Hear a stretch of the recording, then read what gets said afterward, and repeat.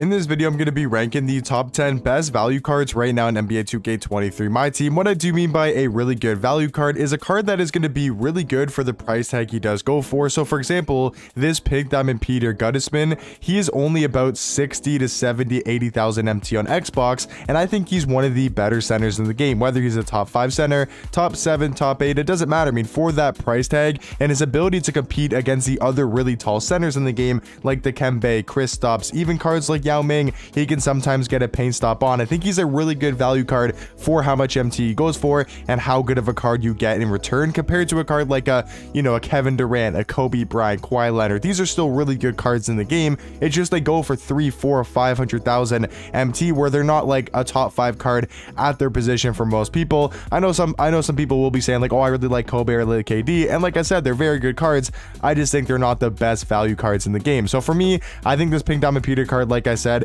is going to be a top 10 value card in the game. I mean, just extremely good at the center position. He's got a great jump shot, but the main thing about him is he's 7'2" with a 7'10" wingspan, has a great player model and really good defensive stats and badges where he can hold his own against like the Kristapses, the Dikembes, the Kareems, those taller centers in the game. And for not necessarily a budget price, but for only about 60 to 80,000 MT, I think that's going to be extremely good value for a Pink Diamond center card. Next value card here is going to be the Galaxy Opal AK-47. I'm not ranking these cards in order, so I'm not saying Peter's the best, AK is the second best. It's just going to be overall the top 10 value cards. Some will be cheap, budget value cards in the game. Some will be kind of mid-tier level like AK and Peter, where they're only going for about 60 to 80,000 MT. And I think AK is actually the best card at his position, which just makes him extremely good value-wise. He's 6'9" to the 3 with a 7-foot wingspan. And the fact that he's the best small forward in the game for most people is completely crazy. Like, AK is such a good defender, and then they updated him, so now he's one of the better offensive cards in the game, especially at the small forward position. I've always said this, but I think AK is literally just Bill Russell's defense combined with Danny Ferry's offense put into one card, and then you do get the Galaxy Opal AK. Another really good value card that I do think is in the top 10 is the Galaxy Opal Ricky Davis. Once again, around that 70, 80,000, maybe 90,000 MT price range, or he might have even gone down because of the new cards that came out on Friday. But I still think Ricky Davis is extremely good value at the shooting guard position. I think he's a top 5 shooting guard, and he only goes for, like I said, 70 to 80k. He's really good on the offensive end, being 6'7" with a 6'10" wingspan. His defense is kind of underrated. Like, I feel like he plays very solid defense in game. By no means is he going to be a lockdown, shooting guard, but I think offensively he really makes up for it. Like, he's one of the better offensive two guards in the game. I think he's got a great jump shot, pretty good zigs, and I think all around Ricky Davis, one of the better value cards in the game. Next really good value card is going to be this Galaxy Opal Kyle Kuzma. A lot of people were telling me he was like 30,000 MT, and I didn't believe him. This card's under 30,000 MT on Xbox for his elemental version. There's not too much of a difference between the normal, elemental Kyle Kuzma compared to his hero version. Like, yes, there are some stats which are a little bit better, like a +5 driving dunk, +5 3 ball, +2 speed, very minimal for the stats. And then they have the exact same animations, which is the main thing that matters at this time of the year. And then badges, yeah, Kuzma's got 8 more Hall of Fame badges, Deadeye, Limitless, Agent 3, which is cool, Anchor, Glove. Like, he's definitely a better card for the hero version, but the hero I still think is over 100,000 MT, where this elemental version is only about 30.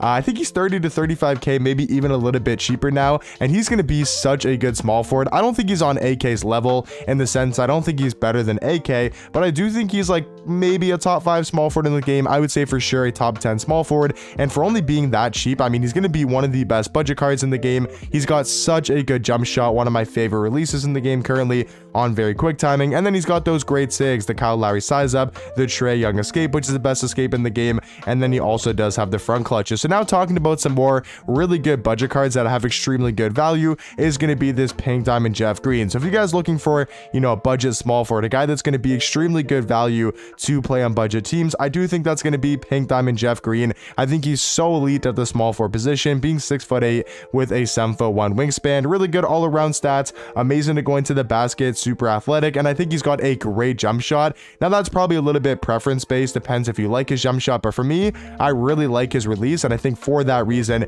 makes him one of the best budget small forwards in the game for only about 5,000 MT. Another really good budget value card is going to be this Pink Diamond Dino. I mean, you guys probably know by now that Dino's just been one of the best budget and one of the best value cards in my team since he dropped in the 16-bit set. Like, he only goes now for about 15 to 20,000 MT, maybe even a little bit cheaper, and he's going to be such a good big man card, being 6'11" with a 7'11" wingspan. I mean, the card all around is super nice at the center and power forward position, got a great jump shot, and especially really good dribble sigs for somebody who does have an 8-foot wingspan damn near, and he's also 6'11" at the center and power forward position. Another really good budget value card is going to be the Pink Diamond Luke Walton. He's a shooting guard, point guard, 6'8" with a 6'8" wingspan, and just like Dino, you guys probably know by now that Luke Walton is still one of the better budget point guards in the game, if not the best budget point guard for about 20, maybe 15,000 MT. He's actually gone down in price a lot. I think he's only like 12 to 15k. So a card like Luke Walton, if you guys are looking for a budget point guard, I mean, he's going to be your go-to guy. He's 6'8", super quick with the ball in his hands, very good defensively, and I do think he's also got a great jump shot. Now talking about probably the only expensive card, or is the only like super expensive card in this top 10, and that's going to be the Pink Diamond Taco Fall, for the reason that I think he's probably the only must-have expensive card in the game if you're not trying to build like the best team. If you're trying to build the best team, then yeah, of course, you need like the MJ, the T-Mac, the Yao Ming, you know, all those great cards. But Taco Fall is about 300,000 MT, and I think he's the best power forward in my team currently, and he can hang with the Yao Mings, those taller centers and power forwards. And I think if you guys are looking to buy one expensive card, the guy you should be going for is the Pink Diamond Taco Fall, because you can run him at power forward and he'll pretty much play your center position in game, because if you match against Yao and Yao is at the 5, you can just switch Taco onto Yao Ming in game, and now that you basically have a center Taco Fall card who is going to be so elite on the defensive end. And we know Taco is one of the more OP and glitchy cards currently in my team. Like I said, I think he's the best power forward in the game for about 300,000 MT. And then going over just some,